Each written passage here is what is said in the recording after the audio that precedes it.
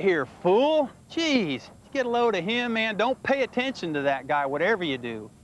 The purpose of this video is to teach you correct harvesting techniques, and boy, he was off from the go.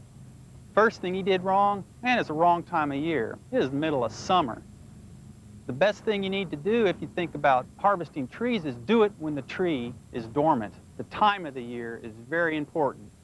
You have a window of opportunity there, starting from about November, depending on the weather, maybe February, March at the very latest. Other things you look at, you get a load of his tools. I mean, what kind of a claw hammer was that? I mean, that's ridiculous. And that's one of the most important things that you need to be thinking about in harvesting trees is actually the tools that you're using. What I have here is a setup of some of the tools that are commonly used in harvesting. This is just a common spade. This is what you'll be using to dig around the tree, and you'll see some folks using it later on in the video. It's easy. You can buy them just about at any hardware store. You may need just a regular garden shovel. So it's got a long handle, good, sturdy. Another tool that you can find just about anywhere. We're going to be showing you ball and burlapping. Burlap. You can buy it at a hardware store, garden centers, farm centers, something like that. It's just basic burlap. Burlap sacks. You can cut burlap sacks up if you have to use them. What you'll be using to tie that root system in place around the root area is just twine. You can buy a big ball of twine at, again, just any garden center. How are you going to cut that twine? Well, a common pair of scissors will work, a knife will work, or if all you have is a pair of wire cutters will work. To hold the burlap in around the root system, all you have to do is just use nails. Just common nails. You can buy those just about anywhere. That's really all the basics as far as the tools that you need for harvesting a tree. One thing that you need to be thinking about is harvesting trees has been going on for a long, long time. Ever since man has taken trees from the forest and moved them in and around their homes, they've had to harvest trees. Because we've been doing it for so long, we've developed national standards. And there actually is a set of American standards for nursery stock. These are some standards that the Nurserymen's Association have developed, and they give all the minimum specifications when it comes to harvesting trees. One of the most important things you need to think about is the size of the root system that you're going to be harvesting from that tree. The bigger the tree is, the bigger the ball that you're going to have to taking with that tree.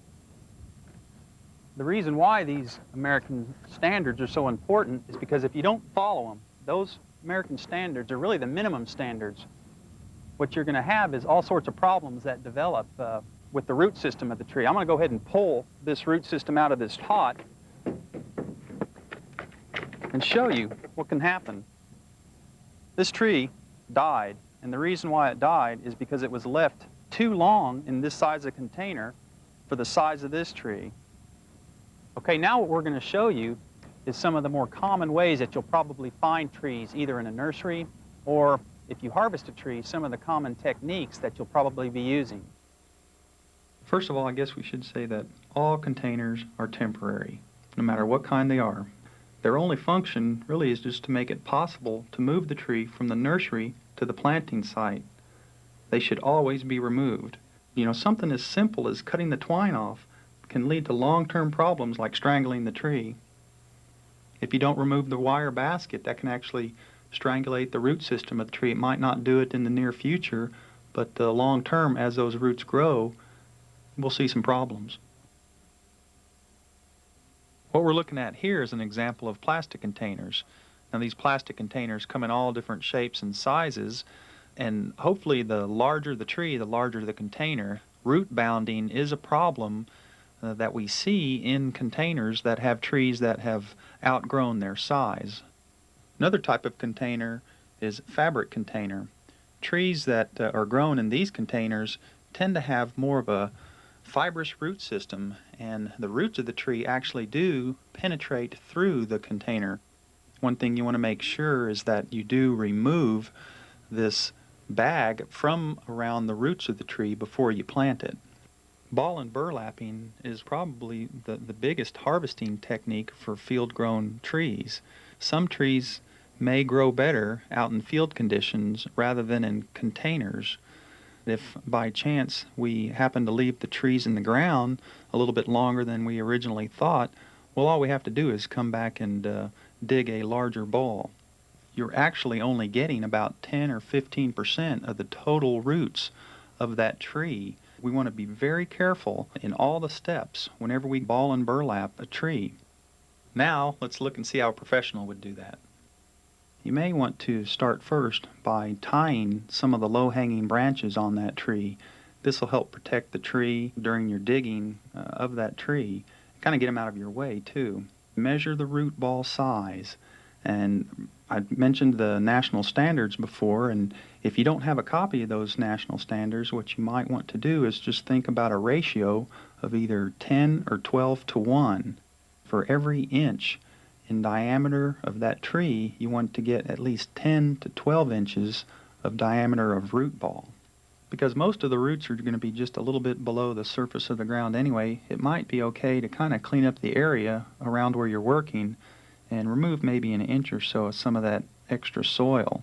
Take your spade and just begin cutting around the tree. Make sure that your spade is very sharp so it'll cleanly cut those roots. When you spade down around the tree, you can start to dig a trench around it. It really doesn't matter how wide this trench is, just as long as it's easy to work around. All through this process, as you're digging around the tree and cutting under the tree, you must be very careful not to disturb the soil around the roots. Any air pockets at all could lead to those roots drying out and eventually dying.